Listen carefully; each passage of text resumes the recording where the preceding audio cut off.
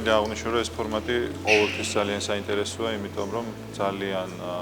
მაღალი კვალიფიკაციის ექსპერტებთან ერთად გვეძლევა საშუალება ეკონომიკის აქტუალურ თემებზე ვისაუბროთ, ასევე ჩართულია ძალიან აქტიურად ჩვენი კერძო სექტორი და ბიზნეს საზოგადოება, ექსპერტები და აქედან გამომდინარე, ყველა მსჯელობა, ყველა თემატურ საკითხზე არის ხოლმე ძალიან ვფიქრობ საინტერესო და პროდუქტიული. ასევე დღესაც ფორუმი იყო ძალიან საინტერესო, ეხებოდა საინვესტიციო კლიმატს, საინვესტიციო გარემოს, როგორც უცხოურ ინვესტიციებს, ისე ზოგადად ქვეყანაში მიმდინარე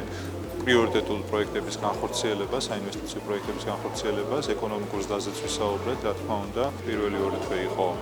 საკმაოდ დამაიმედებელი, იმისთვის, რომ წლის განმავლობაში ჩვენ დაგეგმილზე მაღალი ეკონომიკური ზრდა გქონდეს, 8%-ით იცით, რომ ძალიან მაღალი ეკონომიკური ზრდა იმ პირობებში განსაკუთრებით, რომ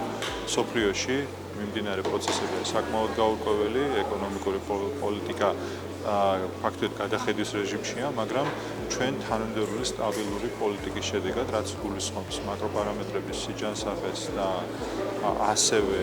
კერძო ინიციატივების მაქსიმალურ ხელშეწყობის ახალცვლას, ვფიქრობ, რომ მივახცევთ